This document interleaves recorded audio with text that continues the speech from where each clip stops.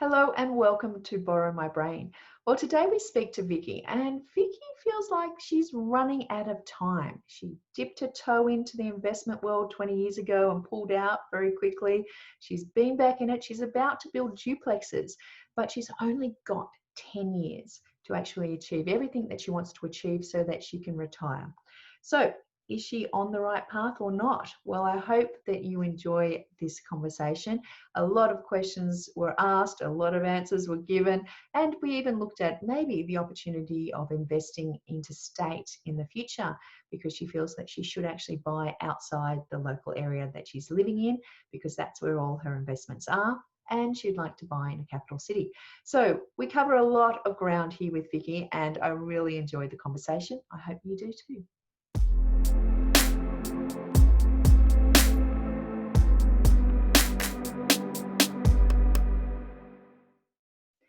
Hello and welcome to Borrow My Brain. Now, this is the next series.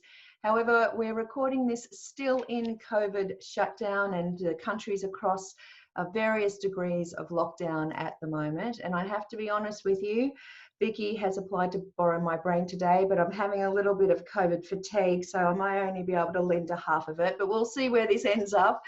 Okay, well, I'd love to welcome Vicky along. Hi, Vicky, how are you going? Good, thank you, Jane. And where are you beaming in from? From Lismore on the northern New South Wales of north coast of New South Wales. Yeah, That's probably beautiful and warm up there. yeah, it is. It's lovely. It's like about 18 degrees today. I can see you've been released from home lockdown, so you're at work and back to semi-normal. Yes, yeah. We haven't really stopped work here, to be honest. Oh, poor you. Yeah, it makes life much easier to cope. I can imagine. Well, look, tell me a little bit about your story and why you applied for Borrow My Brain. Give me a bit of a context of where you've come from and where you'd like to go. Context, well, we had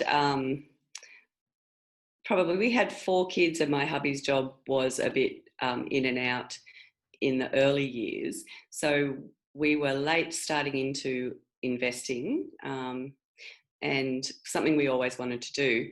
We're also very scared of it a little bit. So many, many years ago, we got a little duplex at Ballina, and within about 15 months, got freaked out because of expenses and sold it, covered the cost, but after capital gains tax made a $15 profit. Wow. Well, there you go. You made money in property. You're one of the successful ones. How long did you hold it for? 15 months? 15 months, yeah. So then it took us another few years to go again. We bought a big old house that was a mortgagee repossession and we renovated that. That was probably in 2014. Did a bit of a reno and made some money on that. That was good. The property was too big for us. We do miss it, but it was, yeah, it worked out well. We made probably 200,000 actually. Wow. On it. And we kept our prior house and rented it, and those renters have been in there since. So now we went, right, that's a successful thing, and we wanted to try and build some more of a portfolio so that if anything happened with either our jobs, we had some income, but also some wealth to be able to retire earlier. So here we are 6 or 7 years later, really haven't gone a lot further forward. Mm-hmm. Just before we sold that big house, we bought a small house again in Ballina, mm-hmm. and have renovated it. It was a structural reno that went a bit pear-shaped with expenses. But because you got emotionally involved with it, or a little bit of that. Plus, it was difficult. It was difficult to get any builders and tradies at the time, and this builder was referred to us, and he was a really good builder, but he was really bad with figures, and we actually went ahead on a structural reno on a do and pay sort of basis, not what's do and pay? Oh, well, it's like the project was there, but it wasn't a set contract, no set prices. There was we estimated around about 160,000, but we're expecting at least 20 possibly extras, because you never know when you get into renos, but it ended up nearly going to 300,000. Wow. Okay. So Dawn pays kind of like, there's not a fixed quote, but Correct. it's kind of like an hourly rate. So this is what I would like done. Yes. And he said it'd be about 160, add on 10% for variances. Yep. And rather than adding on another 100%. So yeah. Did it change much from the original scope of works? Yeah, it did.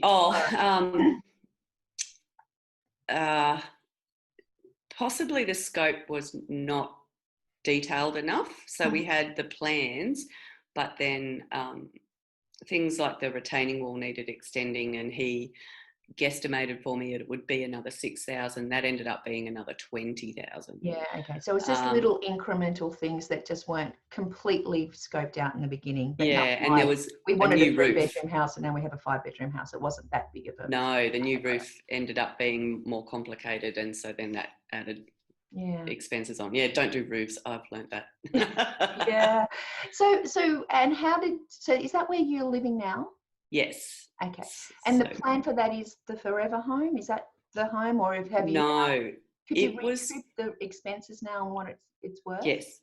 Yeah. So the plan for it was to do the reno and probably sell that to get more money to go again. And get to the next one was hopefully going to be our forever house, which was going to be slightly out of town. Yep. And if we could actually even keep that one, we added a bedroom on and made it an actual granny flat. So it's 3 bedrooms plus a granny flat, and it's in a area that is growing. So even with our budget going over, we're still, if we sold it now, we would probably still make 50,000. Okay. And do you think that's from the growth rather than the renovation? It's from the growth. If we'd have stayed at the 160, we would have made all that extra as profit, because that's what I expected it to be able to sell, about the 800 with the reno, and knowing that the market was on the rise. But it's probably about 9 to 950 now, so it's covered its excess, thankfully. Right. Okay. So tell me just all the properties that you have at the moment. So now what we've got left with is you're right? You okay? Yeah, I'm fine. I was having a little moment of listening to my son talking in the background, going, I can hear that there's about to be an Xbox challenge going with a friend. Working from home, we deal with this. It must be morning tea time, right? Yeah. So we have that house that we've renovated in Balna, where we're living, and our old house, which is rented, and it's on a small piece of land, about 15 acres. And then we have... And that's in Ballina as well? No, that's in Lismore, actually. Okay. But how far away 20 is minutes. It's 20 minutes inland. Yep. Okay. And that's renting out and paying for itself? Yes. Yep. Nice. All right. And the property you're in at the moment, you don't rent the granny flat out separately now, do you?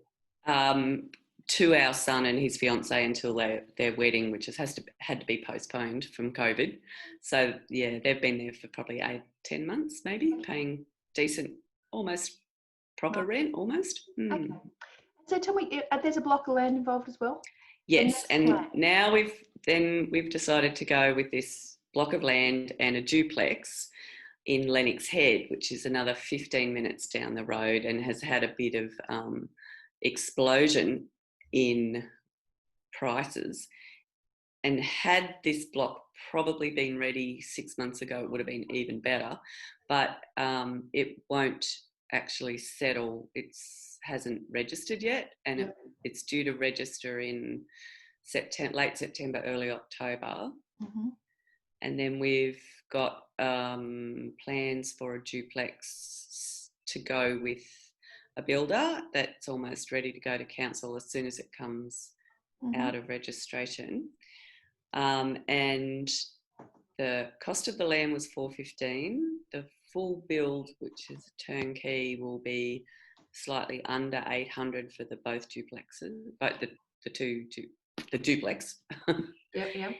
And they should sell for about $850 each, or rent for $750 each.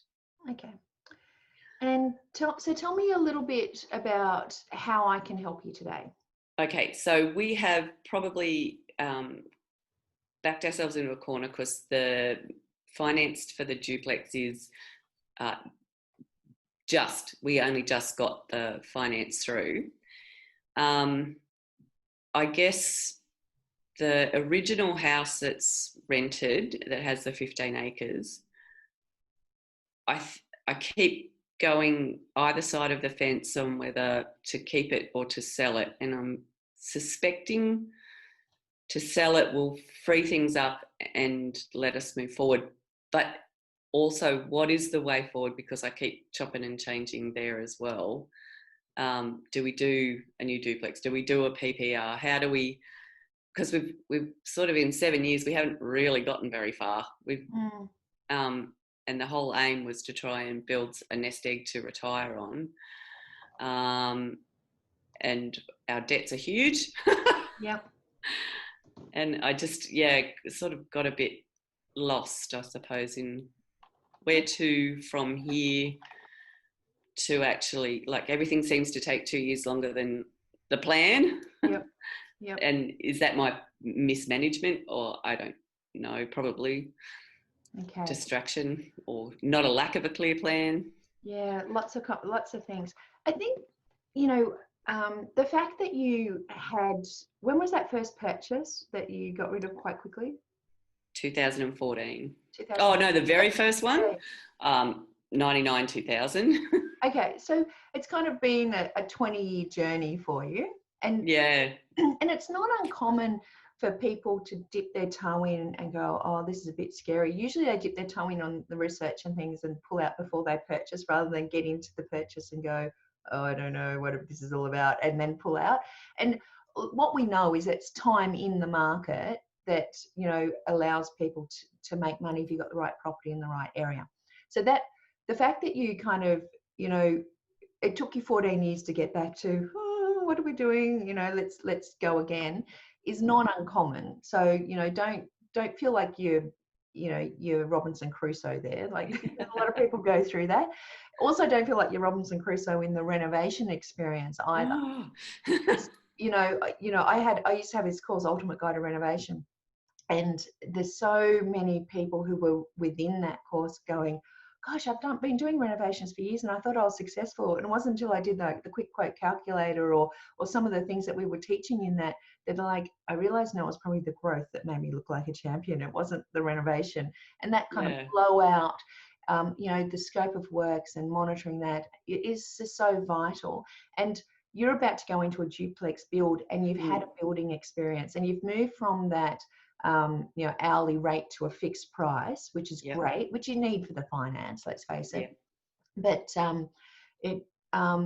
you've learnt some lessons from the other experience. So, being on the builder and not just depending on the bank's valuations that come in at, stage one and lock up and all of those things to check everything's on track. You need to be, mindful and keep project managing that as well and making sure that things are on track. So that's important. I did a little bit of research and saw that there was a lot of tradies who were kind of stuck on this side of the border and couldn't get to Queensland. So, that might, who knows what happens with the borders, but, there might be the opportunity to tap into a labour force going forward that's going to assist the builder in getting his work done maybe more economically as well. So good. What that looks like. But I think the really important thing is having that clarity of goals of what you're doing, because I get the feeling that you've kind of jumped in, there's a fear of, oh my God, I've got like 10 years to go and this is supposed to, make us money, and at the moment I've got this debt, and is the debt good debt? And you know, you are very geographically confined in where you are. I know, that's what I'm worried about as well, whether that's, Well, yeah. and you're going to end up, let's face it, you know, mid 2021 with 4 properties in the same area. Mm. And tell me, you plan on the duplexes, you plan to sell one. Is that to live in the other one? No. Okay, so Tim wants to, but I want to rent it. Okay. So what's the plan with the current house? Is to... We want to keep the duplex and the house in Ballina as rentals. Right. And like not to live in either of them. But I don't know whether that's the wisest choice either. So where are you thinking you might live? We want to buy a house that's a little bit out of town. Okay. So it's all about Ballina is what I'm hearing. Marsha. Marsha. Okay, so this is okay. All right, so let's fast forward 10 years and assuming that you've got the stability of work and jobs, etc. What does, you know, the retirement look like for you? Probably still in this area, northern New South Wales, and bit of volunteering, bit of travelling, having family around and close, and just going to the gym or something, exercising every day, just, you know, living all that fabulous life.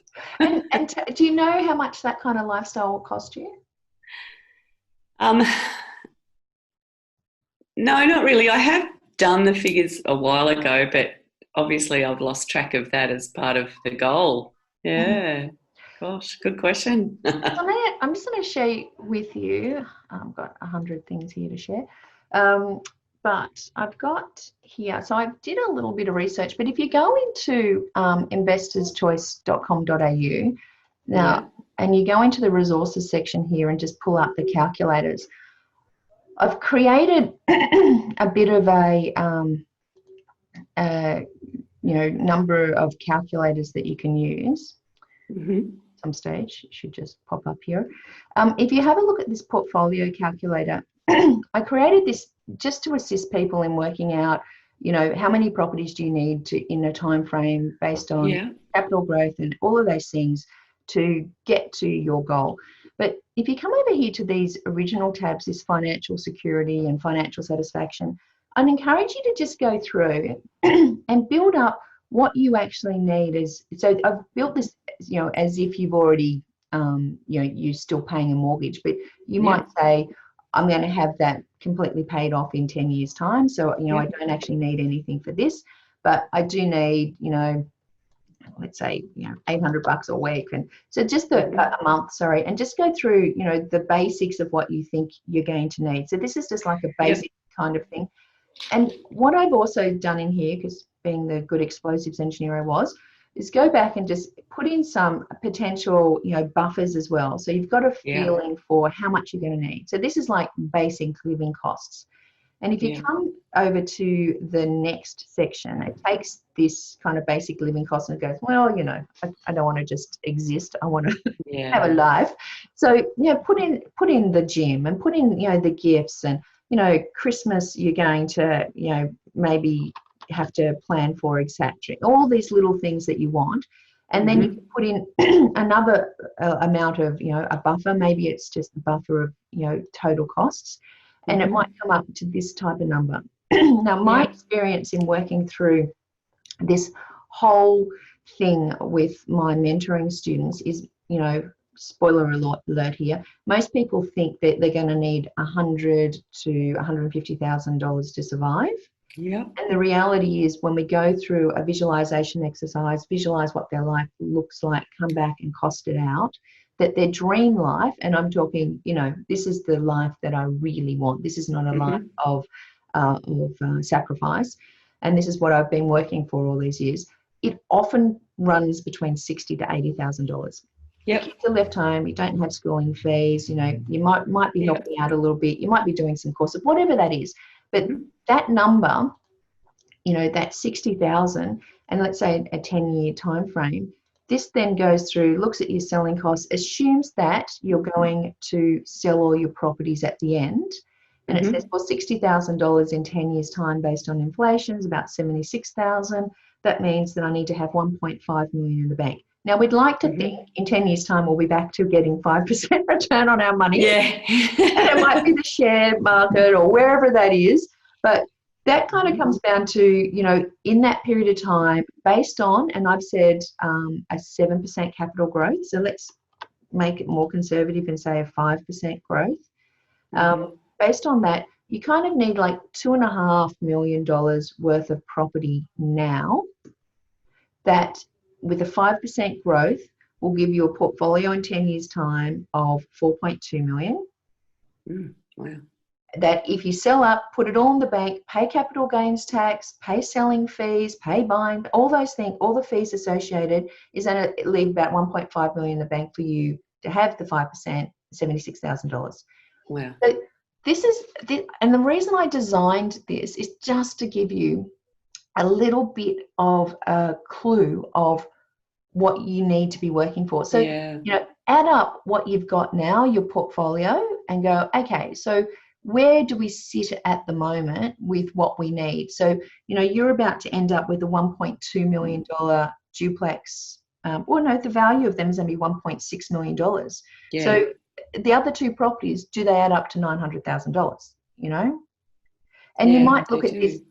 Yeah, so there you go. So, and you might look at this number of 60,000 and go, yeah, right. And you might look at this number and you go, well, you know, that 60,000 that I need for the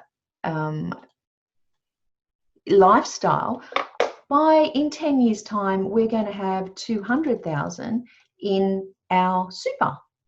And our super should be earning 5 to 7%. So that's going to get me 10,000 a year. So actually, I only need around 50,000. So let's be realistic, because I think a lot of people get so caught up with, I need so many properties, I need to do this. And it concerns me that we haven't gone through to this goals exercise and kind of worked out, you know, how far do we really need to go to be comfortable. So, you know, this kind of sits down and says, well, you know, maybe you only need 2.1, and we've got these duplexes at, you know, 1.6. Now, this is assuming also that there is some lending against it. I've said there's like a 90% loan. It might be 80, yeah. And let's assume that, you know, on average, your properties are all worth, you know, 500, whatever that number is, because this just says you need, you know, 4 properties. So I'm just calculating that out. But see how this just keeps coming down? Yeah. So this now then should give you a little bit of confidence. How do you feel about that now?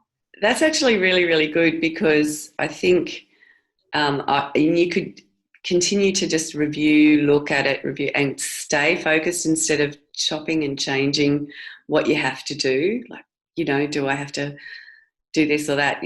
It'll help keep me on track, I suppose. Yeah, and I think it's almost a bit of relief also. Yeah. In the sense that, you know, we're going to be okay. So how can I now, knowing that, tweak this a little bit and work out what I want? So I would, you know, my next step would naturally be, well, you know, look at the portfolio you have and look at the lending you have and go, do these properties deserve to stay in my portfolio, right? Yeah, and I think that's where I'm at with the farm property, the 15 acres. I'm not sure. I don't know. I think it might need to get sold, and I don't know how necessarily to confirm that in my brain. Okay.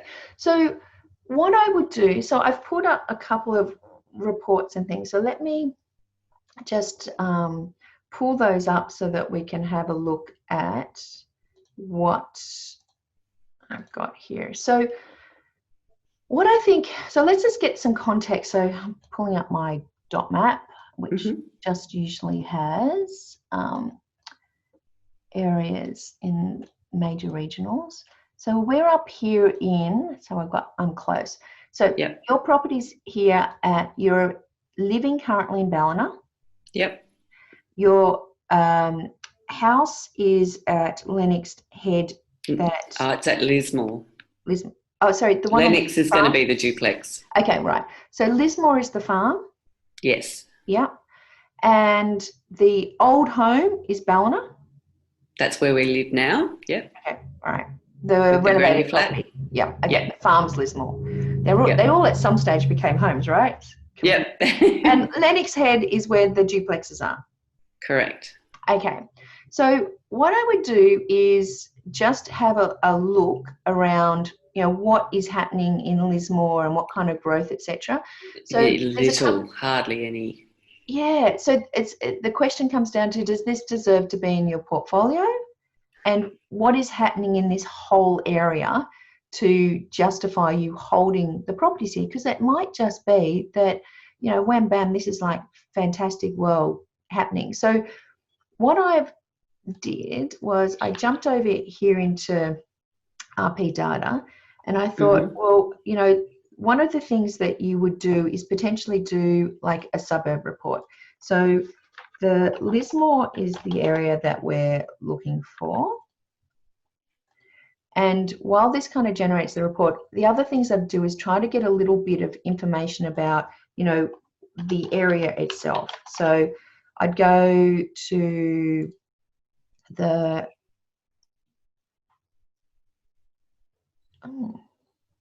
I'd go to have a look at, so this is actually the whole council area. So let me just save this. That's bigger than the council area. Yeah, this is the purple map. This is. Oh, for the census. Yeah, okay. Yeah. So let me go to the SA2. So I'm just trying to get a little bit of feel for what the story is. So, there's not a lot of families. There's 7,000 dwellings. And if I get a feel for the average age, about 41. Most people are from here. Type of properties. And we've got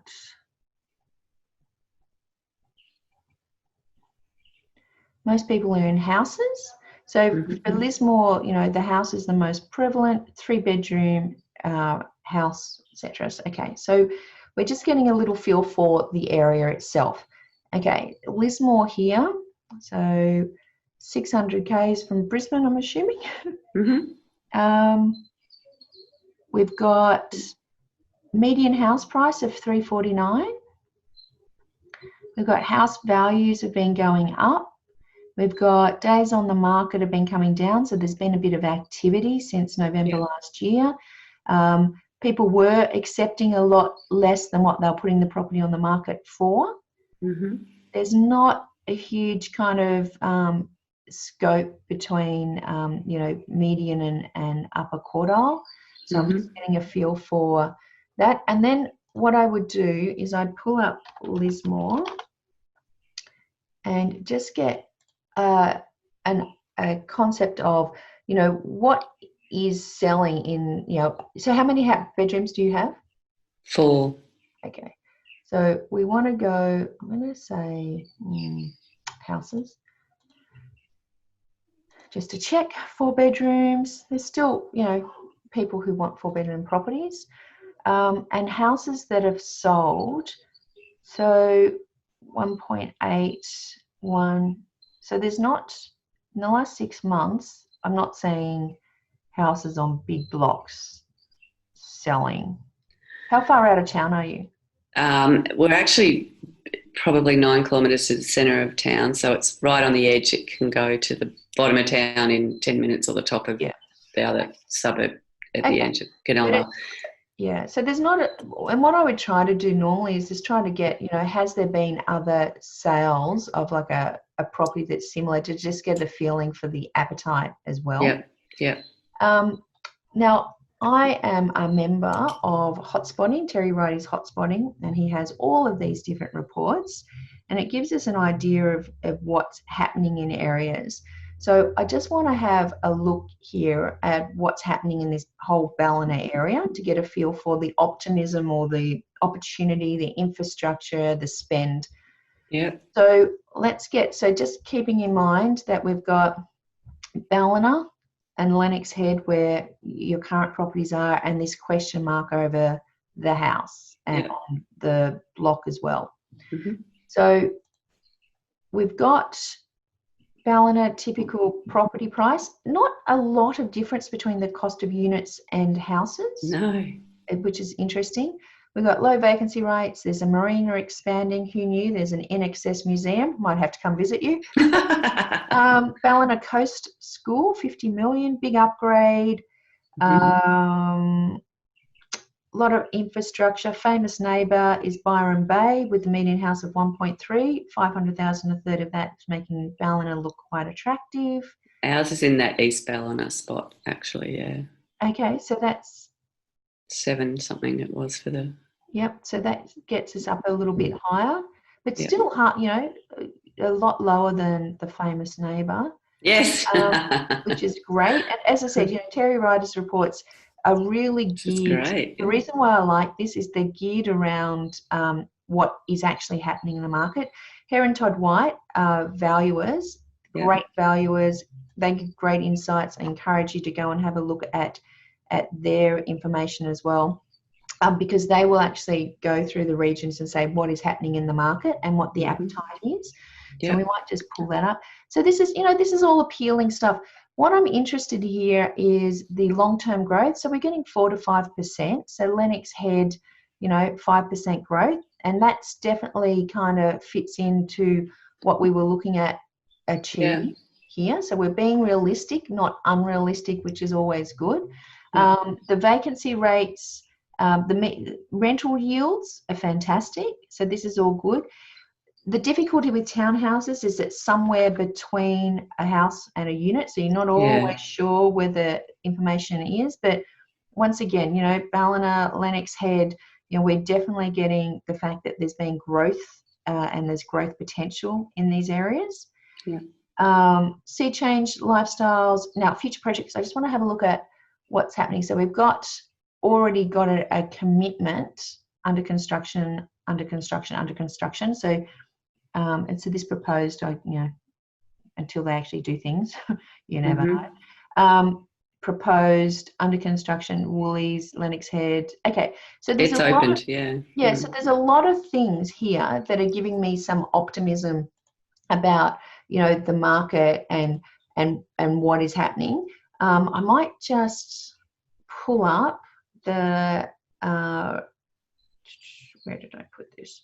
I'll pull up the report, just having a look at that Ballina report again. So the suburb report on Ballina was this one, and let me just have a look at Lismore and see what's happening around Lismore. So I think Lismore's dying. I'm not seeing a lot of information around, there's comparable sales, so it's difficult to say whether you're going to make money or not. Prices are going up here as well. There's currently a little bit of a bubble around people wanting that small acreage near the towns of Ballina, Lennox, Lismore, and it's sort of rippling out from the coast because those few acres, near Byron Bay or the hinterland of Byron Bay and all of that have become, 12 months ago you could probably buy them for 600,000 or 700,000 and now like 1.5. So people who want those little acreages, and that's where I think I started saying, well, we really need to look at selling that little farm, because I think it's probably the peak time more desirable now. Peak time maybe.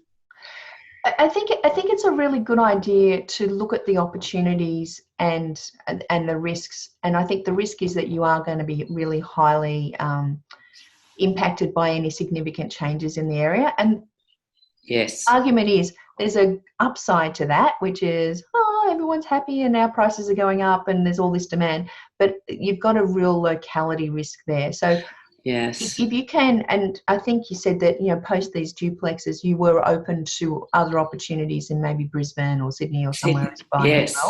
Yes. So I think that all of that is is really good because it gives us an opportunity to have a look at, what is actually happening in the market. And the other thing about that is it also gives us an opportunity to start talking about, well, where would you have where is the greatest risk for you?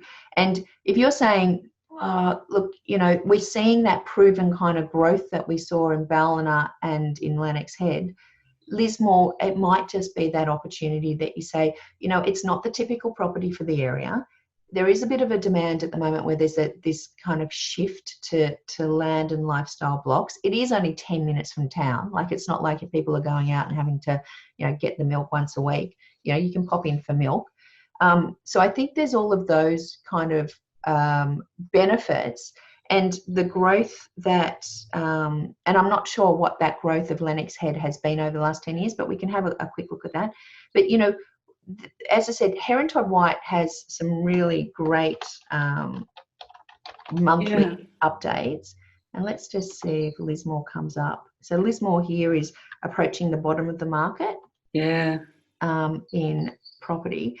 Now, what I really like about these residential, so you can see I just did like a little find the information, is that it actually does regional areas as well. Now, the great thing about Heron Todd White, they have thousands of valuers around the country every single month doing valuations for the banks, and most of the valuations they do are not just for selling the properties, it's for the bank valuation. So they actually have a whole lot more data of what's going on. So I really love reading these reports because it's not like the reports that you're going to get at maybe 2 to 3 months old from Real Estate or Domain or RP Data or whoever else. These are kind of like, what's happening on the ground. So, the idea here, the area is resilient. If you can tick all the boxes for the lender, it's time to invest. Property investors with Lismore Casino are primarily interested in rental return. Some opportunities that require thought and persistence. So LEPs, the councils are really proactive. The ability to subdivide 950 square metre blocks. So it sounds like there's opportunity in the area. So, buying flats, etc. So they're talking about dual occupancies.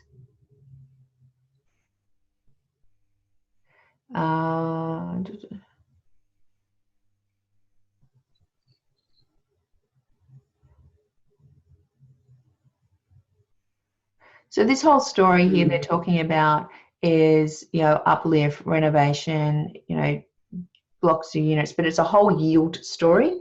So if you look at your portfolio and you say, well, it's probably just paying for itself at the moment.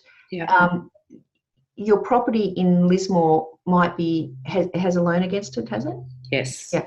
So if it's a yield story and you're got a buffer of income and your properties that you currently have are paying for themselves and not costing you money, and it sounds like you're disposing of at least one of those duplexes after it's built is going to make everything positive again. You've got some proven growth that we can see in 2 of these areas. In the Lismore area, it seems to be like a yield story, and the yield story, you don't really need the yield to hold the portfolio at the moment for the next 10 years. My gut feel is that it's around the growth that's going to get you the dollars in the bank, that's going to get you the lifestyle that you want. So if you can substitute the borrowing capacity that you have against the Lismore farm, we'll call it a farm, acreage, to put it somewhere else that is going to get you more growth and diversified growth out of that Ballina type area, then I think that's a good thing.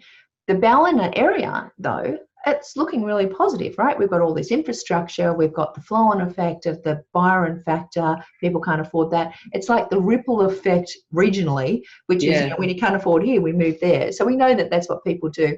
I like I think the upkeep of an acreage, is there's always lots of work and rates and things. And maybe at this time of life, that might be the property that you would dispose of when you're thinking about what could I do. I think that let's just have a look at what's happening up at. Does that kind of make sense for you? Yes, absolutely. Yep. And yes. Because I want to make sure that you're walking away with this with like, oh, okay, I can need to go and talk to my accountant and my mortgage broker and my financial planner, but at least you've got a grounds of, well, what next and what can I do? And that's, yes, yeah. And the only other thing that I would just want to check out, which I didn't just then, was what that growth has been over the last 10 years. So I've just chosen a random property because this is the only way I can see the growth. So over the last 10 years, Lismore's only done 1.8% growth, yeah. right? Yeah. So this is not a growth story, it's a yield story. You know, it has had a 21% change in price over the last 5 years, but you know, this is an area that you could probably, you know, divest of if you were looking at one area to divest of in yes, that area. I'm keen to have a look at Lennox Head though from a statistics point of view, because tell me why the duplex. So you've gone from being scared 20 years ago in having a property to now building, which I was like, whoa, your risk factor is, you know, you've grown. So tell me just a bit about the duplex opportunity, how that came up and your thought process around it. There has been quite a bit of growth in Lennox Head, and this particular estate sells out whenever it opens the stage. So the block that we've got is in stage 5, and it's sold out within 6 minutes of it opening on the thing, and it's zoned R3, I think. So there's already proven demand and proven growth for that type of property in that estate, and that's where the new Woolies went, was in that bottom of that estate. And I'm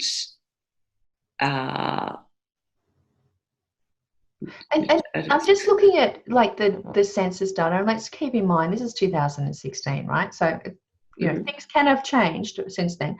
But what I'm finding really, I'm really confident about here is there's actually this tendency towards townhouses. So a lot of those regional areas, when I hear of people, you know, purchasing or looking to purchase in an area, it then concerns me that the area that they're looking in, it seems like an opportunity because the flock are going there to buy, and you know, you can listen to real estate agents and go, well, the last section sold out in 5 minutes, you're going to get in now. But are they creating the market, or is there a proven market there? The fact that, you know, there's 25% of the population are already living in like a townhouse semi, this is really good. And I imagine with the, you know, the stage 1, 2, 3, 4, which has possibly come on since 2016, there's this number next year when they do the census in 2021 is going to be higher. So So that's really good. So there's like a proven market. We don't really have the proven market for the lifestyle block. It is kind of like a lifestyle-y thing. But this is showing with some confidence that, you know, the area that you're looking in does have a market for it. So this is great. So I guess the next step that you really have to go into is I would encourage you to go through that little calculator and just work out how much you need, and then work out how much you've got now, because you might just look at it and go, you know, I can keep the Lismore, you know, acreage at doing 2%. It's going to be worth, you know, 30 grand more in 10 years time, but you know, no harm, no foul. I don't really need to put myself out there and buy anything else. Or you might look at it and go, you know what, there's $400,000 or whatever the number is in borrowing capacity there. If I could buy a $600,000 property in Brisbane and get 4% growth, what would that look like? Yeah. So I think you've got that opportunity. The current home that you have, you know, one of the good things about, obviously, how long ago did you move out of the Lismore property? Can you claim it within the 6-year rule? 6 years next week. Time is a ticket. Can you move back in within the next week? Okay, so you know, I know that you can claim that. So you might then look at the current, I guess the saving grace is there hasn't been a huge amount of growth there. Yeah. How much capital gains tax you'll pay. but don't let tax dictate any of your decisions. But from the point of view of the current property that you're in, you've done the renovation. I imagine it's quite done quite nicely as well. The extra cost didn't go into retaining walls. It kind of went into a kitchen, bathroom and granny flat. I like the idea that you have that income, that secondary income there too, that allows you,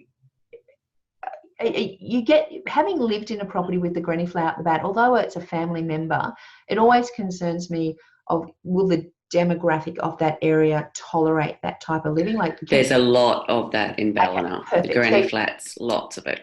And a family in the front and like a young couple in the back, or or renters in granny flats, like just younger people who want to live in Ballina and can't afford to buy. So there's lots of both of those options. Perfect, because it's okay when it's your son out the back, but when it's kind of like someone else at the back. So think of, from the point of view of where you want to live, if this doesn't fit into the forever plan for you, then you might sit back and go, well, we've got maybe 6 years to make the plans of, what the forever home looks like as we're doing this.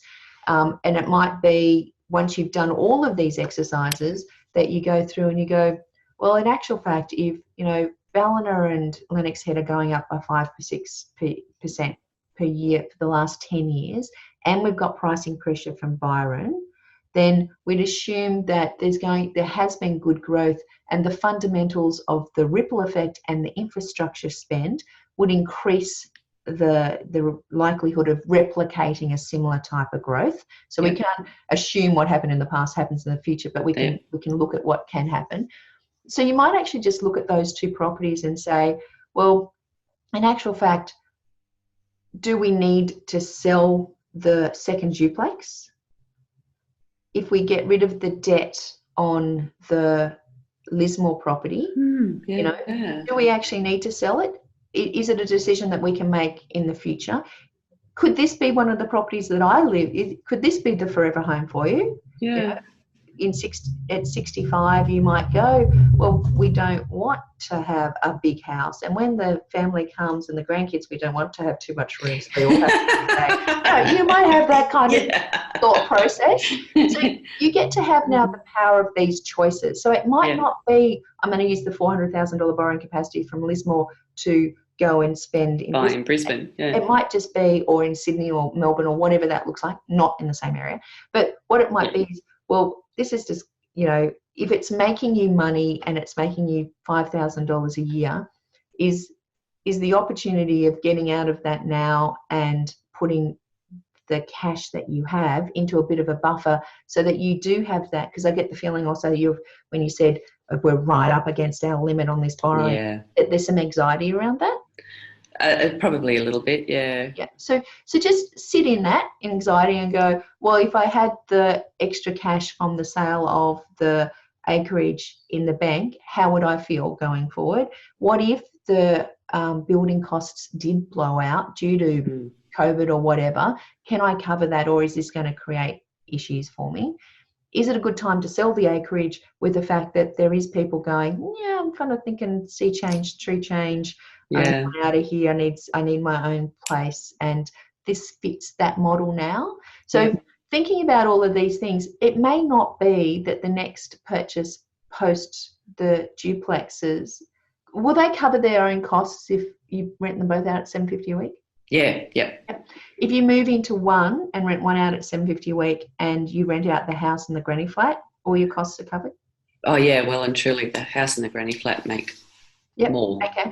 So it might just be, look, maybe we can live in the duplex for a period of time. Maybe we stay in the house that we're in. Maybe we move into the granny flat. I don't know what that looks like. But, maybe you can do that and plan for the forever home and start looking around and having the borrowing capacity in your pocket. Just know that as we age, the banks have less of a appetite to give us money. Yeah, that's what I was aware of, being now over 50. So it might be like, we're not in, and we don't own in our portfolio at the moment, the forever home. So maybe there is the opportunity to say, well, maybe we could purchase that. And we're talking around that area, then, you know, you could be thinking around that $600,000-700,000 purchase price.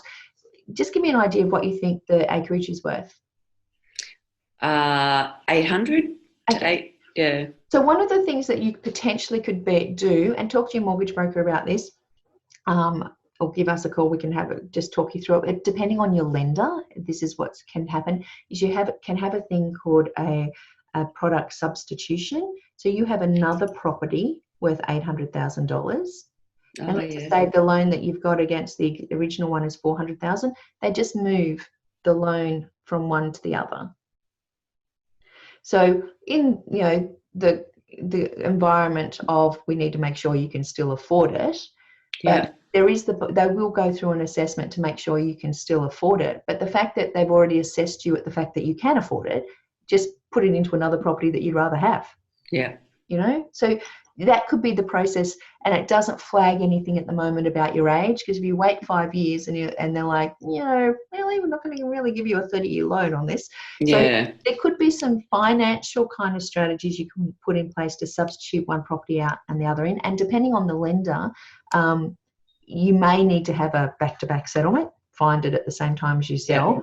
But some lenders allow you to kind of park the cash against the loan, and using the cash as the asset that's securing the loan. Temporarily, You still have to make a mortgage and repayment, but you can, within a period of time, 6 months, it gives you 6 months to find the next property.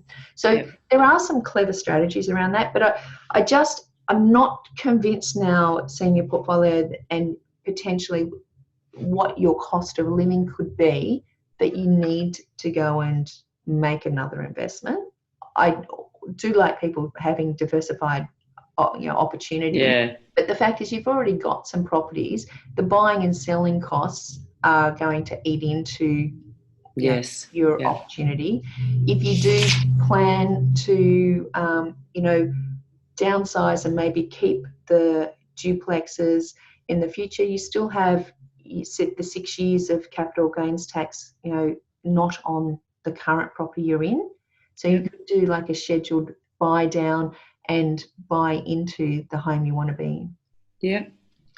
But if the bank has assessed you, and let's face it, banks assess very conservatively, that you can afford to hold all these, then consider maybe, if you've got the duplexes there and you can afford, and they'll be subdivided so you can sell one off in the future, you do have a little bit of gold in the bag there that you could keep potentially. Thanks, Jane. Does that make sense? Yeah, it does. It does. And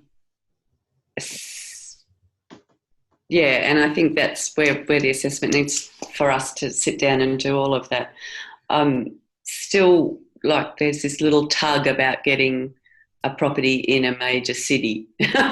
And now being probably a good time, but we can't do anything until the duplex is done, which is probably 12 months in reality before it's finished and subdivided and ready to sell one, if that's what we decide to do. Or unless you do like a property substitution with the so that's something you could consider. Too true. And it might be that you do that and hold it, like, you know, hold it for 10 years in one of those cities and see the opportunity there. And I think the interesting thing is, let me think, where did I put this? I did an assessment on, I utilised some of Peter Cleese's information and did a study of, what did I do? All the census, all the data for the last 33 years. Oh, wow. Why not? On, I think,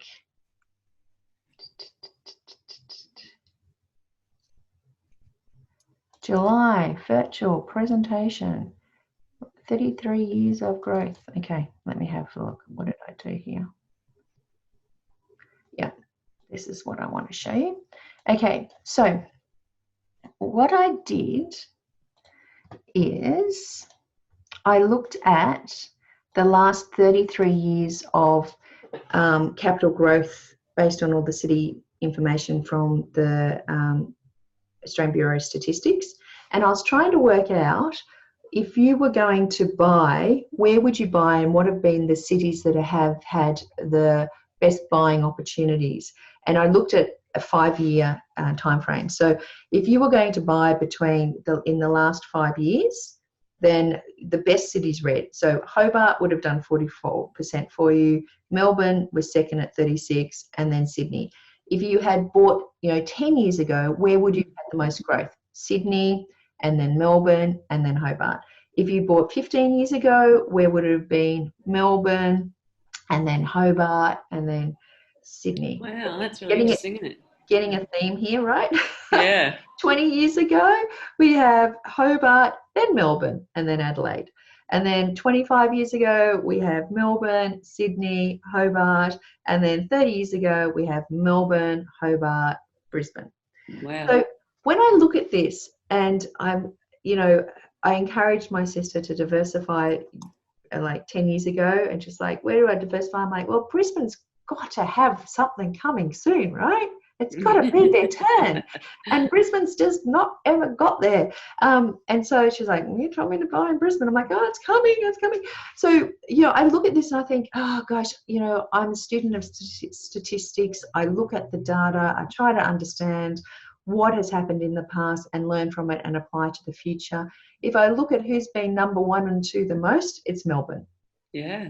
If I look at Melbourne versus Sydney prices, I know that Melbourne is less. If I look at the statistical predictions on population growth, by 2030, Melbourne was going to be the biggest capital city in Australia. Now, I think from what I'm seeing now with the COVID and the immigration changes, this is just pushing this along 1 or 2 years, because immigration will come back, when the borders open internationally, and let's say by the end of 2021, it will come back. People will want to be in Australia as a bubble. The economy is so much better than anywhere else that we've seen. There's all of this information that's coming out to say that we're probably going to have an influx of immigration. So we look at Hobart as well, and not to be discredited, but this always just surprises me when I see Hobart market. I'm like, oh my God, really? Because it is a lifestyle choice. The Mona opportunity of Mona coming and creating Hobart as a live tourist hub has just been extraordinary, and we've seen that. I think the Airbnb kind of market there, we saw investors move there. It was definitely an area in the last 5 years where they moved. They are hurting now at the moment. So there's all these things. So I would still just tend, if I was going to look at this and say, I know Darwin had its day as well.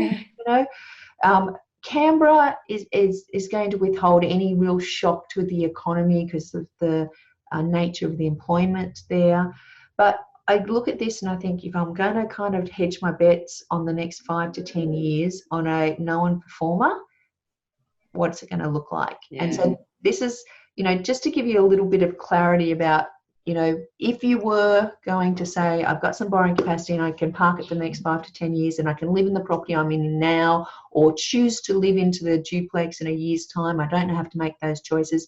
If I was going to sell and potentially look at an opportunity, where would I look? I'd be looking where the data has shown us over the last 30 years that has the opportunity. And the good news is, for those who are looking to buy, is that the predictions in the house price market has been that there's going to be up to a 10% drop in property costs across Australia, property values, based on the last lockdown. And I don't know when people are listening to this, so it could be in a year's time we might have another 3 lockdown falls. But based on the second lockdown that happened in Melbourne, they're anticipating that the Melbourne property prices will drop to 15% as well. Now, put this in context, that over the last year, up until the COVID the property prices went up 15%. So they're really kind of only just returning to where they are. So it's not, it's not like people are going to be thrown onto the streets. We're kind of just experiencing it. But there could be an opportunity to buy for the astute buyer. So I think if you go back and have a look at the Borrow My Brain Series 1, I had a chat to Jack and showed him some analysis on where to buy. He could buy anywhere in Australia, and we looked at an area in Melbourne. So there are, and I talked to Adele, and we talked about where she was looking as a buyer, a first home buyer in Melbourne, but buying as that property to become an investment in the future and using a buyer's agent. So there's a couple of past Borrow My Brains that I think you get some benefit from this as well. But I think with some degree of optimism, it's there's a lot of information that we have, and we look at the past and we apply it to the future. The market will respond. The market always responds after recessions. We're officially in a recession, but it's the first time in nearly 30 years that we have had this experience. There's no doubt in my mind that there's people's lives that are affected from unemployment, but you're obviously in the education space. Your job's safe, you've got a buffer, you can cover your costs with your portfolio at the moment. So I'm comfortable giving you these insights, but check it all out with your financial planner and accountant. But I think, if you did say, I kind of really want to make an investment, rather than letting you just go willy-nilly into the world, and it's convenient as Brisbane's north of us, and the closest capital city, maybe consider somewhere like Melbourne. Yeah, that's good advice. Thank you very much.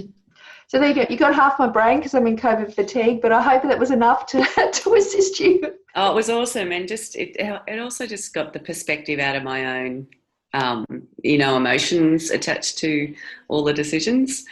So that's been invaluable. Thank you, Jane. But look, you've worked really hard. You dipped your toe into the market. You didn't lose. You got out. You've got back in, and you've got back in with some really great buys. And you've learned a little bit with the renovation, etc. But you're going to take that to this development and take the learnings from the renovation to the development, even though it's like a new build, and just monitor the costs. Keep on top of the variances. 20 grand here and 20 grand there, as adds up. And just be on it, but you've now got the flexibility of choice of not having to sell one or two.